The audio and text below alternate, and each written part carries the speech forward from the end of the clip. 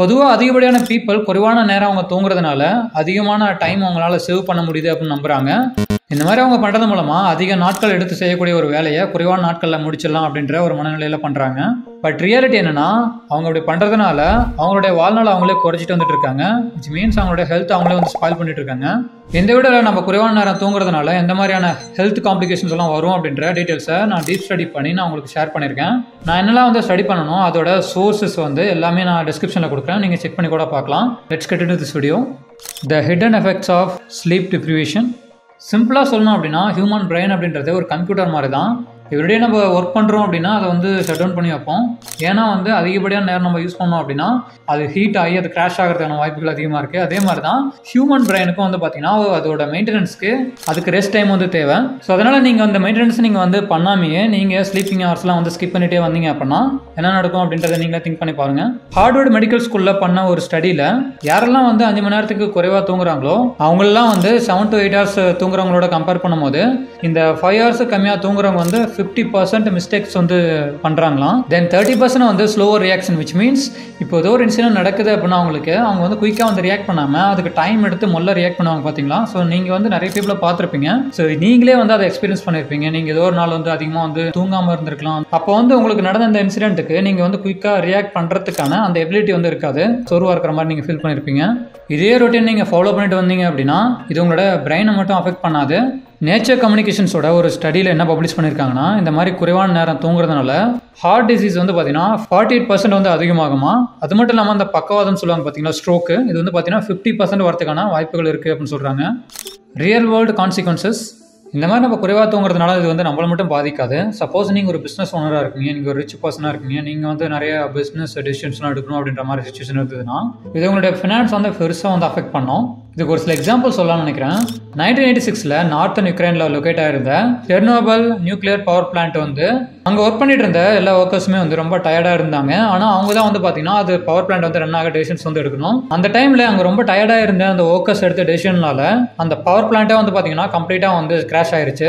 இந்த காலகட்டத்தில் கம்பேர் பண்ணோம் அப்படின்னா அந்த பவர் பிளான்ட்டோட வேல்யூ வந்து மோர் தென் $68 billion. இதில் வந்து உயிரிழப்பு மட்டும் ஏற்படலை, பல கோடி மதிப்பான அந்த நியூக்ளியர் பவர் பிளான்ட் வந்து பார்த்தீங்கன்னா கம்ப்ளீட்டாக வந்து தரமட்டம் ஆயிடுச்சு.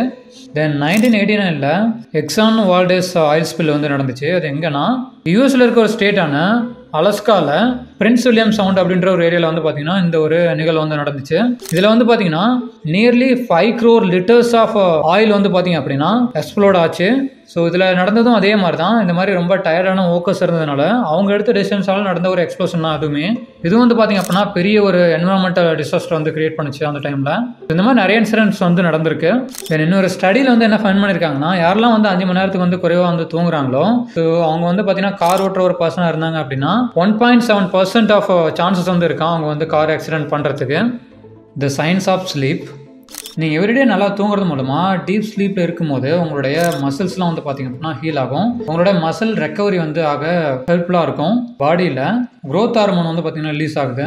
உங்களோட ஃபிசிக்கல் ஆக்டிவிட்டீஸ்னால உங்களோட மசில் வந்து பிரேக் ஆயிருந்து அப்படின்னா அதை ரெக்கவர் பண்ண நீங்கள் டீப் ஸ்லீப்பில் இருக்கும்போது அந்த டைம் வந்து யூட்டிலைஸ் பண்ணி அந்த ஒரு ஹார்மோன் வந்து பார்த்தீங்கன்னா ரிலீஸ் ஆகும்.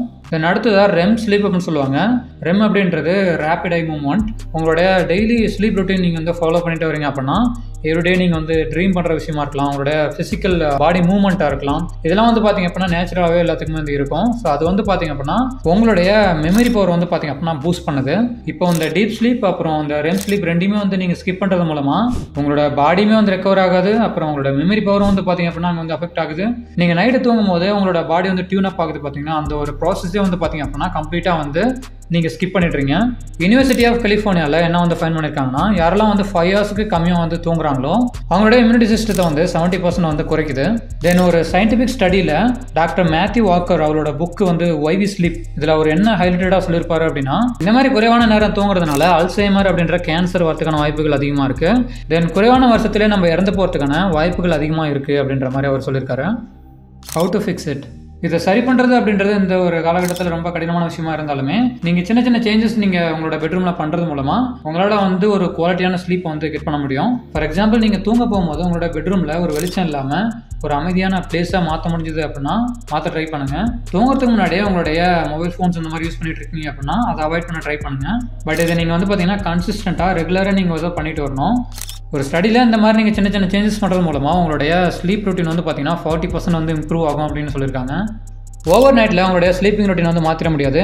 அட்லீஸ்ட் நீங்கள் டே டு டே நீங்கள் சின்னதாக ட்ரை பண்ணிட்டு வந்தீங்க அப்படின்னா கூட பெரிய சேஞ்சஸ் நீங்கள் வந்து பார்க்கலாம். இந்த வீடியோ நீங்கள் பார்த்தது மூலமாக நீங்கள் ப்ராப்பராக தூங்குறது உங்களோட லைஃப்பில் எவ்வளோ இம்பார்ட்டண்டான விஷயம் அப்படின்றத தெரிஞ்சிருப்பீங்கன்னு நம்புகிறேன். இந்த வீடியோ உங்களுக்கு பிடிச்சிருந்தா லைக் பண்ணுங்கள். இந்த மாதிரி இன்ஃபர்மேட்டிவான வீடியோஸ் நம்ம சேனலில் பார்க்க சப்ஸ்கிரைப் பண்ணுங்கள். தேங்க்ஸ் ஃபார் வாட்சிங்.